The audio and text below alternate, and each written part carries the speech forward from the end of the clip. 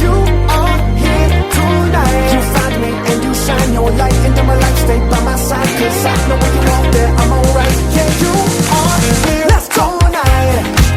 You're here tonight. You're here tonight. Alright, alright. Yeah, you are here tonight. I can feel you feel. Yeah, y'all know what's up. Transform, shine big. Yeah, call y'all about to fall. Wow. Let's go.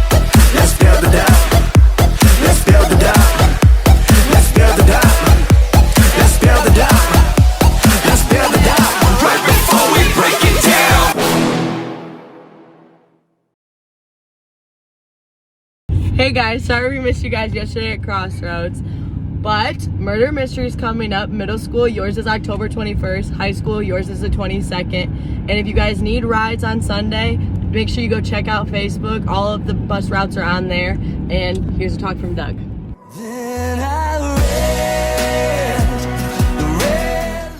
In Psalm 149, praise the Lord. Sing unto the Lord a new song, and let them praise his name in the dance. It's quoting the Bible. Revelations. Behold, a pale horse. The man who sat on him was death. And hell followed with him. Ezekiel 25:17. The path of the righteous man is beset on all sides by the iniquities of the selfish and the tyranny of evil men. Could you be quiet, please? What was that? I don't know. I was too busy talking to Big Nose. I think it was blessed are the cheesemakers. What's so special about the cheesemakers? Well, obviously, it's not meant to be taken literally. It refers to any manufacturer.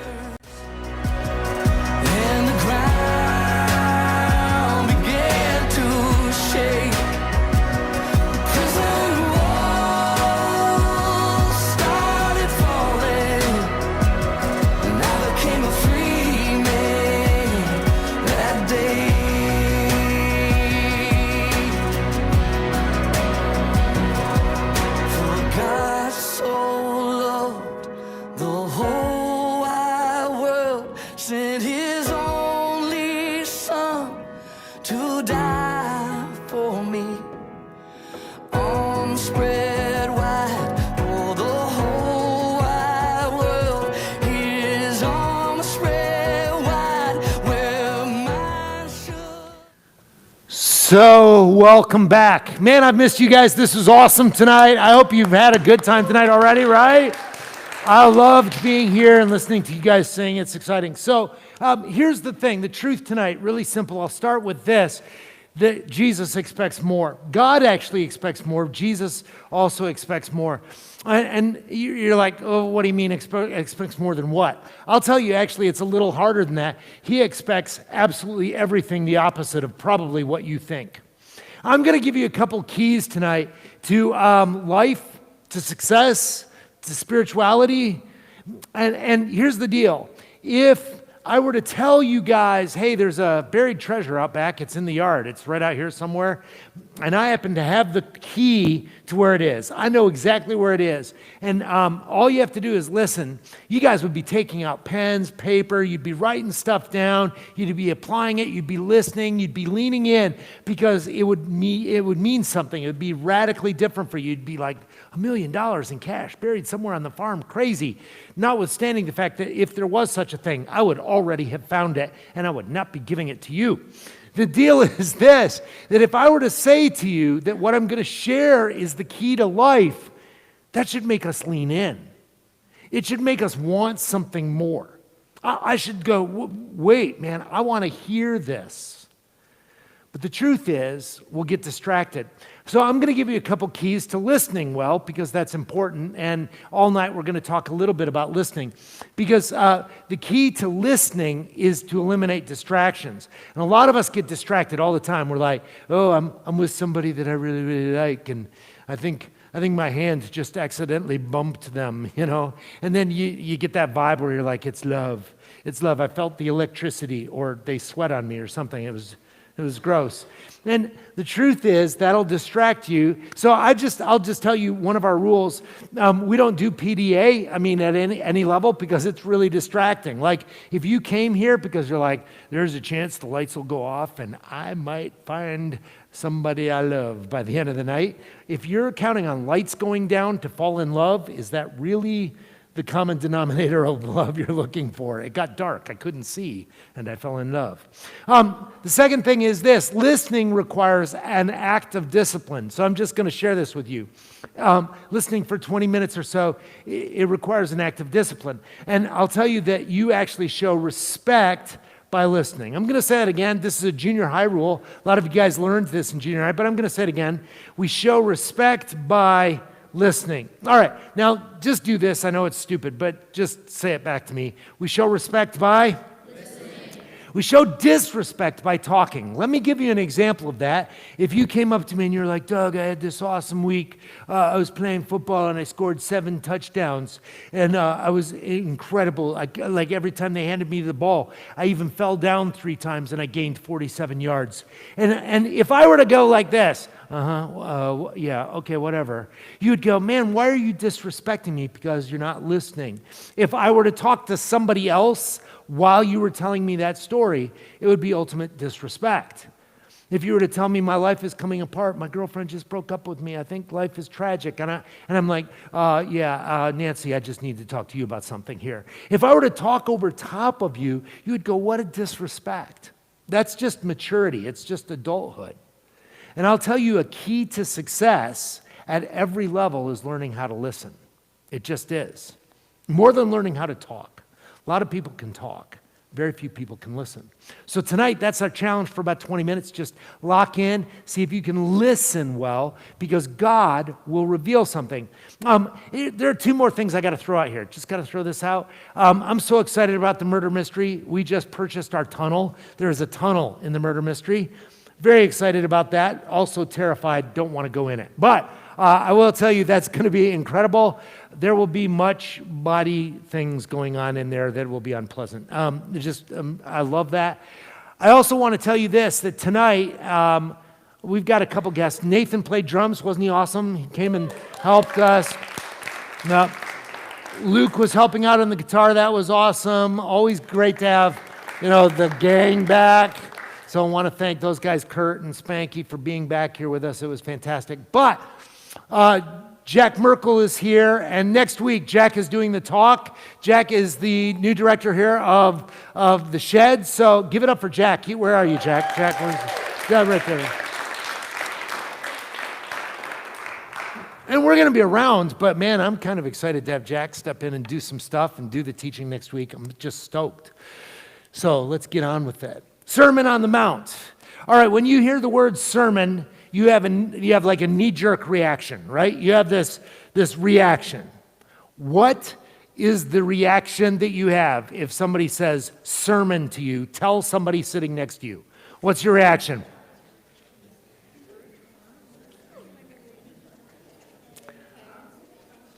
All right, now a lot of you are still talking, so I don't know what that means. It's like, oh, I've got a lot of emotional energy on this word sermon. Let me just bust it out on you. How many of you, let's just raise your hand. Tell me what you thought. Give me a word. Somebody. Okay, what? What was it? College sermons? Okay. Somebody else. Give me another one. Your reaction. Yeah. Doodling. I am doodling. It looks like I'm taking notes. Nobody knows. Fantastic. What else? Give me another word. What? Yeah. Church. Yeah, because nowhere else do people do sermons except church, right? It's just, who would go to that, right? All right, somewhere else, something else. Give me something else. Did anybody, yeah. To say what? To say my house? Oh, okay, all right, okay. So how many of you use the word, you're afraid to admit it, but you use the word like boredom, falling asleep, need to get out of here in the worst possible way? All right, there's some, how many of you went life-giving? How many of you gave that word, life-giving, life-changing, inspiring? Very, very seldom, though, do we get those words. It's like boring, I'm falling asleep. Jesus preaches this sermon in Matthew chapter 5. It's called the Sermon on the Mount. I wish it had a better title, but it's called the Sermon on the Mount, and Jesus starts preaching. Here's the thing. When Jesus started talking, people flocked to hear him because he was an incredible communicator. There were two things that made him incredible. Number one, he was an incredible storyteller. Like, he knew to tell stories. He was funny, actually.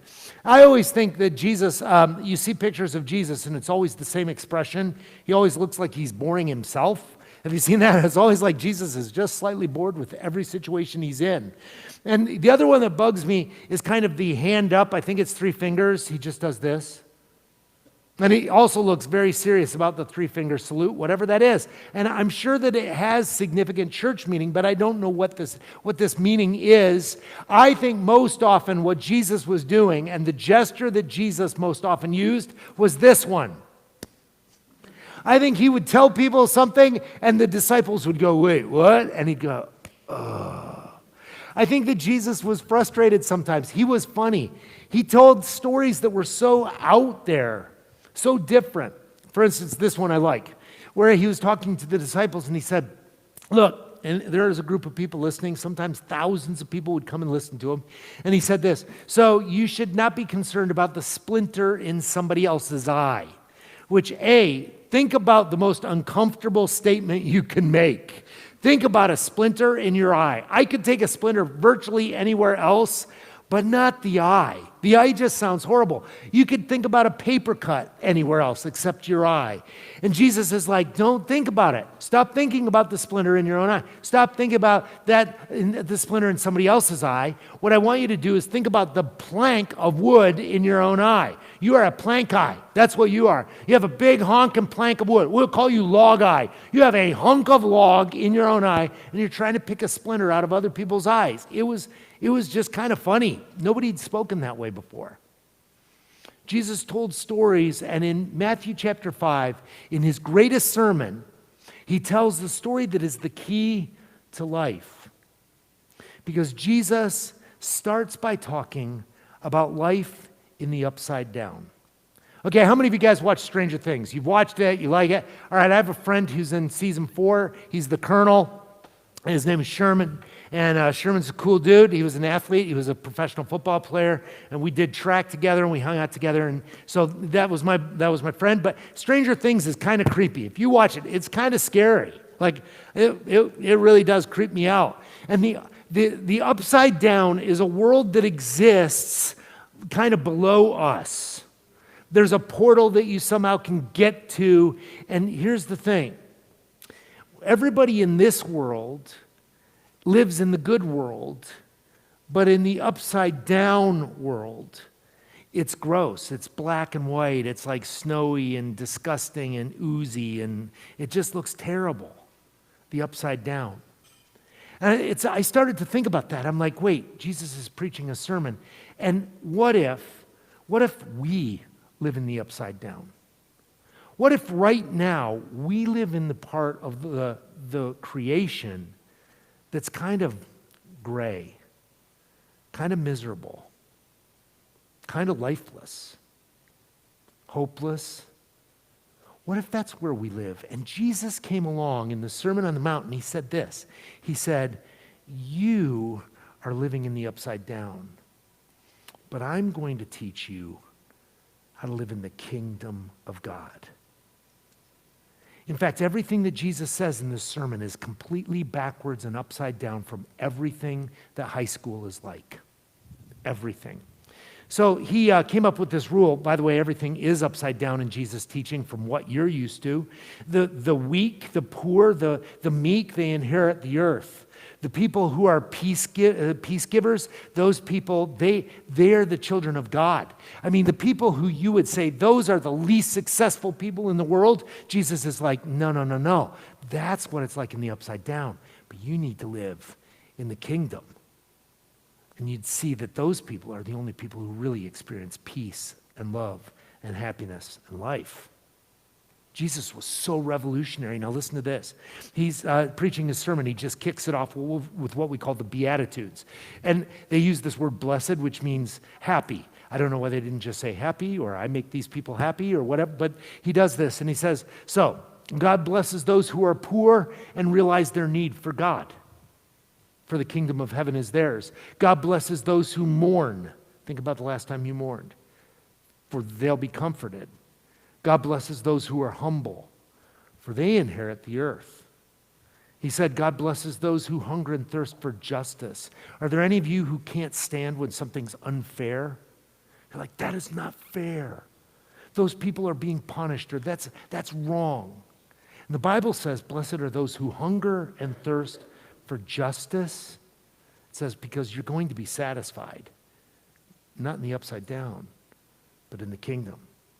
And then he goes on, he says, blessed are those who are merciful, for they'll be shown mercy. God blesses those whose hearts are pure, for they'll see God. Blessed are those, or God blesses those who work actively for peace, for they'll be called the children of God. Man, everybody's opinion matters, right? You go on social media, everybody's like telling you what you should believe and how you should believe and who the idiot is, and everybody's just venting. And I'm like, that's not what God says. In fact, the next time you vent an opinion on social media, just think about it this way. We know what God's opinion is. This is your opinion. It's in the upside down. But God says, here's my opinion. Blessed are the people who bring peace, whose every word is to bring peace. It's upside down. Don't miss this. Lean in. Lean in. Everything Jesus said was exactly opposite of everything you hear. He then said this, God blesses those who are persecuted for doing right, for the kingdom of heaven is theirs. When somebody's mean, mocks, makes fun of. And then he said, and God blesses you when people mock you and they persecute you, they say nasty things about you because you're my followers. You know, that's the opposite of the life we live, right?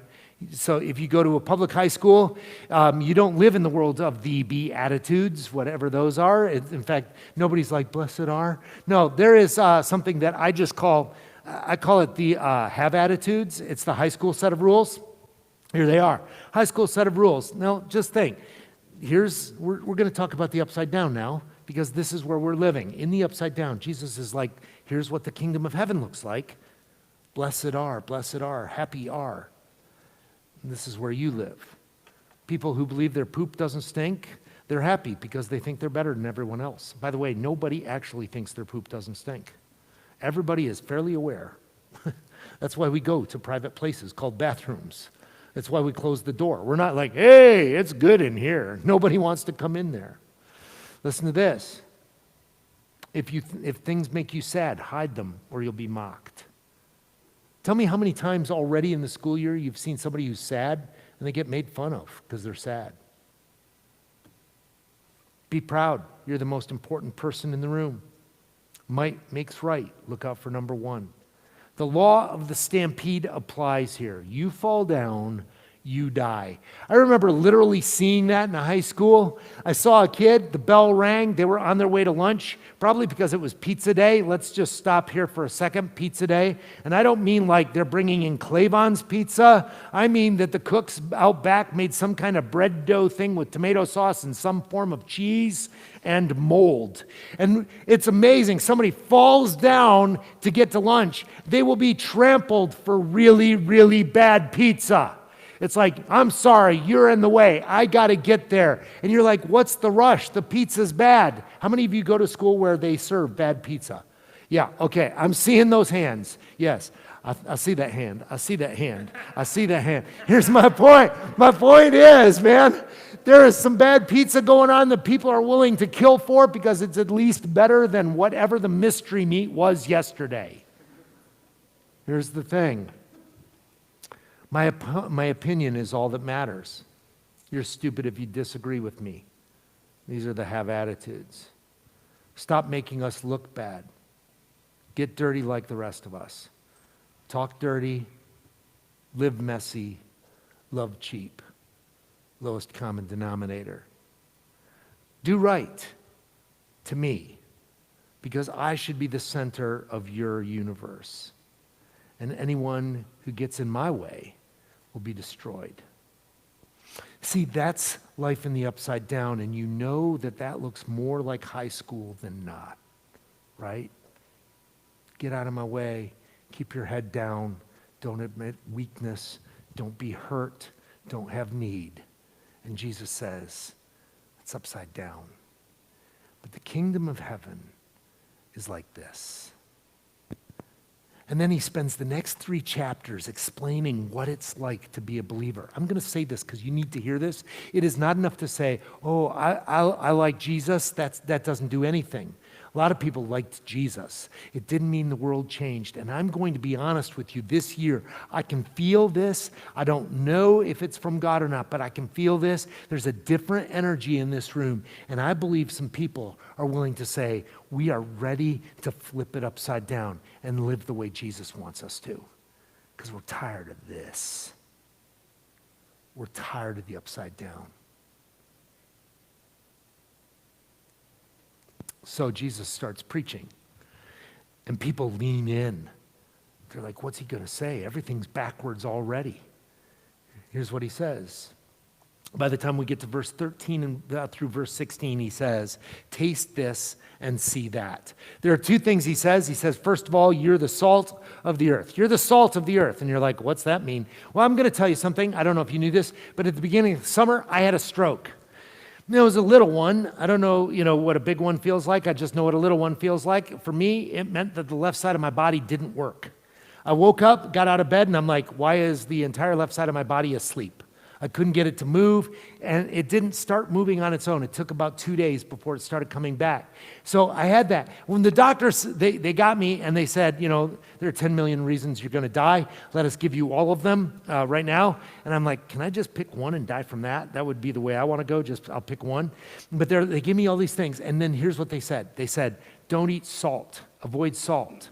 I'm like, salt is in everything. And you know what I learned? I learned that the only food I actually like is salt. Because you can put salt on nothing, and it tastes better. It does. You know how I know that? Pretzels. Pretzels are basically nothing if they're not salt. That's all I really want. Just give me some salt. Like, here's the deal. We want flavor, and salt flavors life. Jesus said, you are the salt of the earth, meaning you're bringing all the flavor. Everything else is boring. What if I said to you, hey, we're all going to have, how many of you guys like macaroni and cheese? My wife and I discovered a treasure trove of macaroni and cheese in a freezer. It was like this much. It made me so happy. What if I said, we're all going to have macaroni and cheese tonight? It's us. Everybody can have as much as you want. How many of you would be pretty excited by that? All right. Now here's the deal. What if I said, okay, there's only one problem. There's no cheese. It's just the macaroni part of the macaroni and cheese. And there is actually nothing to put on the macaroni and cheese. And so it's just the macaroni. It's just the macaroni, but we don't want anybody to choke on the macaroni. So what we did is we mashed it up real good. And we let it get lukewarm, like room temperature. Who's in? You'd be like, no. Okay, you guys are sick and wrong. That's all I'm saying. Salt is the flavor of life. I want you to hear this. Christians who live like Christ are the salt of life. You are the flavor of life. And you're the light of life. Salt does three things. It preserves, it adds flavor. Second of all, it's useful. It's useful. Joe used the word pleasurable. I don't know. It's like I've never gone, oh, it's heaven. No, I don't. Joe wrote that word, and I'm like, he needs to change words. That's a wrong word. But salt also aggravates injuries. It means that salt, if you're the salt of the earth and someone else has a wound in their life, you will heal it, but you'll also aggravate it. Salt does heal. Light is this. You're the color. You take away light and you take away color. As I look at the back of the room, I can't really discern any color. And Jesus designed us to be light in a world that is essentially gray. But the world doesn't love that because the light reveals what's hidden in the darkness. I was working when I was a kid, and I was about 16 years old, and I was working with this old guy, and he said, "Stop making me look lazy." And I'm like, "I'm not making you look lazy. I'm just working hard. You're making you look lazy."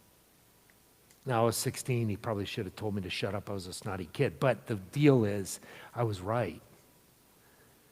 I want you to hear this. When you live a life, not like everybody else in the upside down, living to the lowest common denominator, just settling, but when you live life like Jesus said to live life, people don't love it because your color and your flavor makes their life look like they live in the upside down. They don't like it. They don't want your definition of peace and joy and love, because they've gotten used to their definition of joy and peace and love. Secret to life, Jesus' sermon. God created us to be different, and he wants us to be him in this world. Here's the next thing, and I'll wail through the next couple points, but I want you to hear this. You get what you pay for. That means this: as you invest, you get more back. When I was in college, I loved basketball. I played with a guy. He was a two-time All-American. His name was Ron Levency. Ron Levency was probably the least athletic guy I'd ever met, but he was an All-American, so you want to figure that out. He was 6'7". He could not dunk a basketball. And he was really laid back, and here's what he said to me once. He said, "Mouse, man," because he was really laid back. And he was like, "Mouse." That was my nickname in college, Mouse, because, basketball, everybody's really tall. He's like, "Mouse, I don't have what you guys have. I'm not naturally quick, and I can't jump, and I'm not real smart." He said, "But I love this game."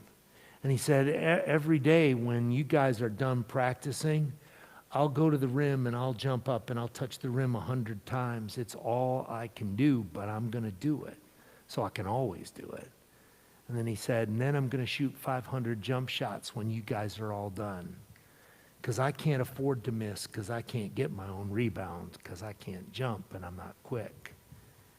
And then he said, "And I'm going to work on my moves, and I'm going to have to do 2 or 3 moves to get open. You might just need 1. He said, "My grades are real hard. I have to work really hard to get C's. But it's worth it for me, because every time I take a test, I realize if I can just pass, I can play." And he said, "You know what? I think I love basketball more than anybody. And I will tell you that his investment proved to me that he loved the game more than I did. Yeah, some of us had really natural abilities, but he loved it enough to sacrifice. He loved it enough to hurt. He loved it enough to do more. And the investment that we make in Jesus Christ doesn't change Jesus. It's not like he's saying to us, oh, if you invest more, I'll give you more. That's not the way this works. What he's saying is if you invest more, you will change, and it will mean more to you. Like everything in life, like love, like intelligence, like discipline. You make the investment, you get what you pay for, and it comes back. Well, Jesus said it this way. He said, you've heard it said, but I say it this way. Remember, Jesus is going to say, you live in the upside down and everybody's living underneath. They're living in a gray world full of slime and monsters. And I'm going to tell you how to flip the world upside down and start living in the kingdom of God. Ready for this? It's not just talking about heaven. He's talking about the way we live now. Here's what he said. You've heard it said, don't commit murder. Seems good. But I'm saying don't be angry at your brother. That's chapter 5, verse 21. He said don't commit adultery. That's what people have told you. Don't cheat on your wife. But I'm telling you, don't even look at a woman to lust after her. That's a higher standard. I expect more. Remember our truth? He expects more. It says don't get divorces for any reason. But then he goes on and he says, protect your marriage at all costs. Don't break your vows. But Jesus says, I'm telling you, you should never even have to make a vow. Your yes should be yes. Your no should be no. Every time you speak, it should be gospel. And then he goes on and he says, you've heard it say, get even with others. And I'm telling you, turn your cheek and let them slap you again on the other side. How many times, the disciples said, how many times should we forgive? And Jesus said, oh, not 7, because they thought that was a lot. Should I forgive him 7 times? I forgave him 7 times. I've got a puppy. My puppy can have me swat it 800 times.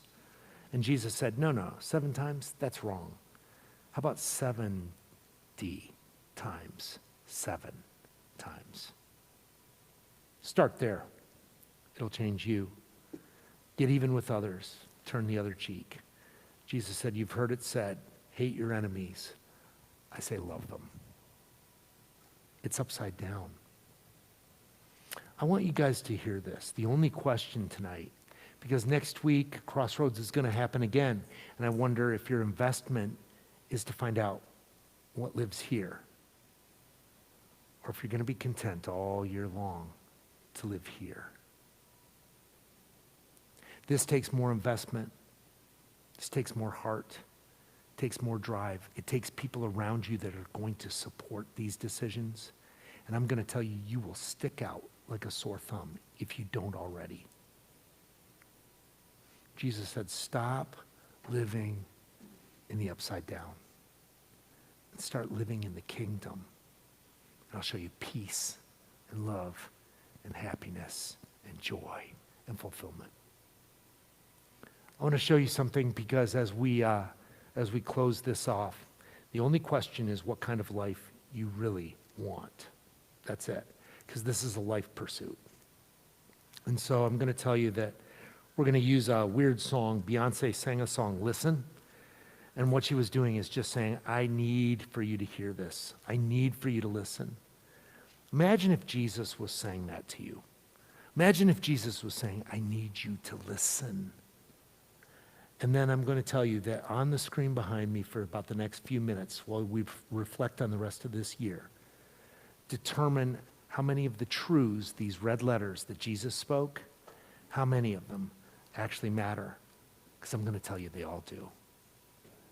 Just spend the next few minutes listening and reflecting. Go ahead.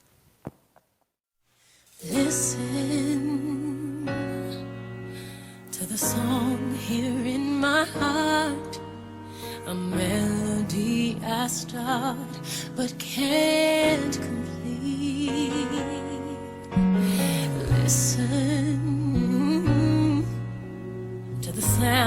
from deep within. It's only beginning to find release. Oh, the time has come for my dreams to be heard. They will not be pushed aside and turned into your own, all 'cause you won't listen.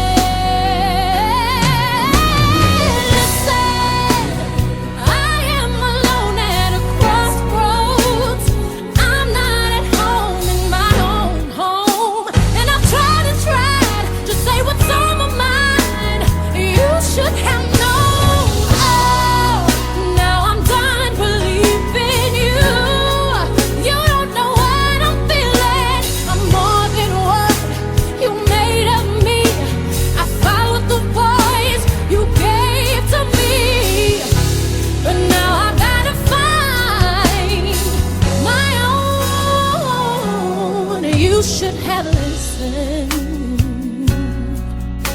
There is someone here inside, someone I thought had died so long ago. Oh, I'm free now, and my dreams will be heard. They will not be pushed aside or words into your own, all 'cause you won't listen.